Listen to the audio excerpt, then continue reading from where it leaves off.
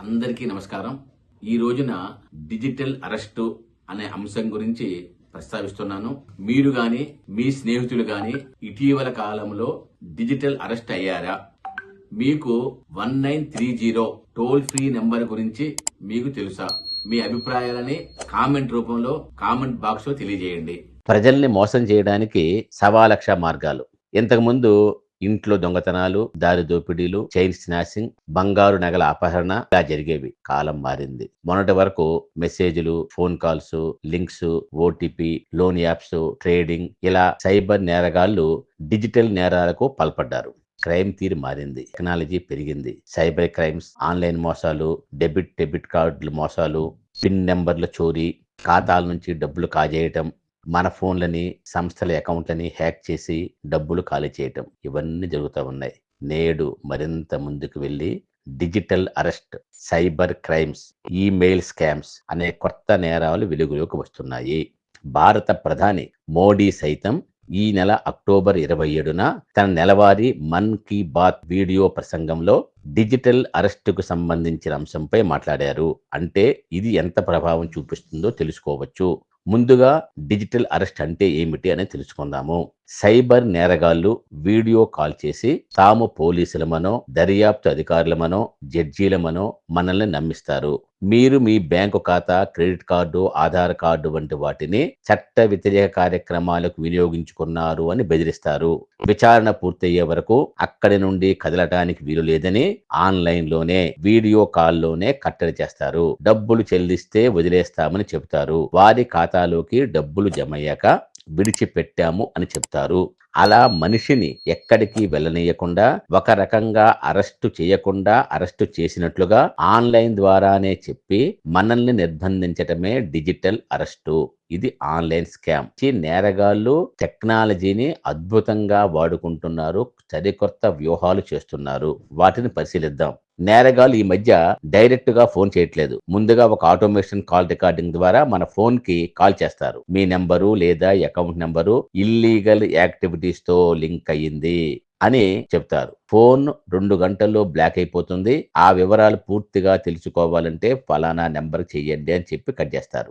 మనం ఆ నెంబర్ నొక్కగానే ఒక వ్యక్తి వీడియో కాల్ చేస్తాడు. మీకు ఒక పార్సిల్ వచ్చింది, దానిలో ఇల్లీగల్ ఐటమ్స్ ఉన్నాయి అని చెప్తాడు. లేదంటే మీరు చట్ట వ్యతిరేక పనులు చేస్తున్నారు కాబట్టి మిమ్మల్ని డిజిటల్ అరెస్ట్ చేస్తున్నాము అని చెప్తారు. ఇందులో భాగంగా ఫేక్ వీడియోలు, నకిలీ అరెస్ట్ వారెంట్లు చూపిస్తారు. నమ్మకపోతే మీ యొక్క పర్సనల్ డీటెయిల్స్ అన్ని చెప్తారు. దీని నుంచి బయటపడాలంటే ఆన్లైన్ లోనే సైబర్ లేదా పోలీస్ డిపార్ట్మెంట్ వాళ్ళకి స్కైప్ ద్వారా కనెక్ట్ చేస్తున్నామని చెప్పి కనెక్ట్ చేస్తారు. అందులో మరో నకిలీ కనిపిస్తాడు. నార్కోటిక్ వంటి ఏదో ఒక డిపార్ట్మెంట్ సంబంధించిన ఆఫీసర్లు నటిస్తారు. దాన్ని నమ్మించడానికి బ్యాక్గ్రౌండ్ లో పోలీస్ స్టేషన్ లేదా ఇన్వెస్టిగేషన్ వంటి సెటప్ చేసుకుని ఆ వీడియోలో కనిపించే విధంగా చూసుకుంటారు. అంతేకాకుండా నకిలీ యూనిఫామ్ వేసుకుని ఐడి కార్డు కూడా చూపిస్తారు. దానితో పాటు కేసుకు సంబంధించిన డాక్యుమెంట్ చూపిస్తారు. నకిలీ డిజిటల్ అరెస్ట్ వారెంట్ కూడా చూపిస్తారు. కాల్ కట్ చేసిన వెంటనే మళ్ళీ బెదిరిస్తారు. బయట మా వాళ్ళు ఉన్నారు, కాల్ కట్ చేస్తే వాళ్ళు లోపలికి వచ్చి మిమ్మల్ని అరెస్ట్ చేసి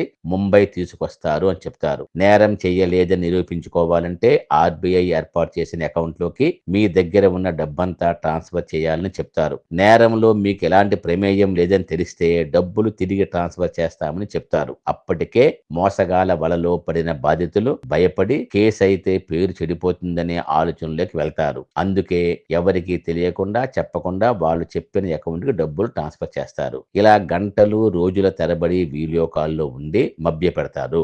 అకౌంట్ లో అమౌంట్ లేకపోయినా లోన్ ఇప్పించి మరీ ట్రాన్స్ఫర్ చేయించుకుంటారు.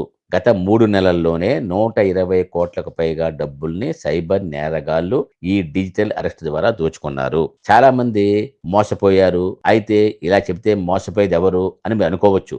డిజిటల్ అరెస్ట్ సంబంధించిన కేసులు లక్షల్లో నమోదయ్యాయి. గత నెలలో నేషనల్ బిల్డింగ్ కన్స్ట్రక్షన్ కార్పొరేషన్ లో ఒక సీనియర్ అధికారి డిజిటల్ అరెస్ట్ కేసులో 55 లక్షలు మోసపోయారు. నోయిడాకు చెందిన ప్రముఖ వైద్యురాలు పూజా గోయల్ 60 లక్షల రూపాయలు మోసపోయారు. హైదరాబాద్కు చెందిన వ్యక్తి 20 లక్షలు మోసపోయారు. జీకేవీకే లేఅవుట్ లో నివసిస్తున్న బెంగళూరుకు చెందిన సాఫ్ట్వేర్ ఇంజనీర్ విజయ్ కుమార్ అయితే మీ నెంబర్ చట్టవిరుద్ధ కార్యకలాపాలకు వినియోగిస్తున్నారని, మనీ లాండరింగ్ నిరోధక చట్టం కింద కేసు నమోదు చేస్తామని ట్రాయ్ నుంచి ఒక ఫోన్ వచ్చి నకిలీ కేసుతో బెదిరించి దాదాపు 3 రోజుల పాటు డిజిటల్ అరెస్ట్ చేసి 11.8 కోట్ల రూపాయలను స్వాహా చేశారు. గుజరాత్ లోని అహ్మదాబాద్ కు చెందిన చార్టెడ్ అకౌంట్ స్కామర్స్ కొత్తగా వారిని వలలో వేసుకొని టెలికాం అథారిటీ ఆఫ్ ఇండియా నుంచి కాల్ చేస్తున్నామని చెప్పి మీ ఆధార్ కార్డు నంబర్ పై ఎన్నో సిమ్స్ ఉన్నాయని, వీటన్నిటికీ పర్మిషన్స్ లేవని, ఎన్నో సైబర్ నేరాలు ఈ ఫోన్ నంబర్స్ తో జరుగుతున్నాయని బెదిరించి ఆన్లైన్ లో వీడియోలో మాట్లాడి, స్కైప్ లో వేరే డిపార్ట్మెంట్ తో మాట్లాడి మనం పైన చెప్పిన విధంగా నమ్మించి దాదాపు 2.92 లక్షల రూపాయలని అతని దగ్గర నుంచి కాజేశారు. ఈ విధంగా ప్రతిరోజు మనకు తెలిసి తెలియకుండా మన చుట్టుప్రక్కల కూడా ఇటువంటి సైబర్ నేరాలు, డిజిటల్ అరెస్ట్ జరుగుతూ ఉన్నాయి. అయితే దీనికి మనం ఏం చేయాలి, ప్రభుత్వం ఏం చేస్తుంది చూడండి. భారత్లోని ఏ దర్యాప్తు ఏజెన్సీ, పోలీసు ఇన్వెస్టిగేట్ సంస్థలు ఏవి కూడా ప్రజల వ్యక్తిగత వివరాలను ఫోన్ ద్వారా అడగరు. గవర్నమెంట్ డిపార్ట్మెంట్ ఎవ్వరూ కూడా ఫోన్ ద్వారా గానీ, వాట్సాప్ ద్వారా గానీ లేదా స్కైప్ ద్వారా బెదిరించరు. మీరెవరూ భయాందోళనకు గురి కావద్దు. తక్షణం చెల్లింపులు చేయమన్నా చెయ్యొద్దు. ఆన్లైన్ కాల్స్ ని ఆన్సర్ చేయకుండా ఉంటే మంచిది. ఒకవేళ చేయాల్సిన పరిస్థితి చేస్తే వాళ్ళు వ్యక్తిగత వివరాలు చెబుతున్నా భయపడకుండా వీడియో లేదా స్క్రీన్ షాట్ రికార్డు చేయండి. వెంటనే పోలీసులు తెలియజేయండి. దీనికోసం cyber crime help line number 1930 గుర్తుంచుకోండి.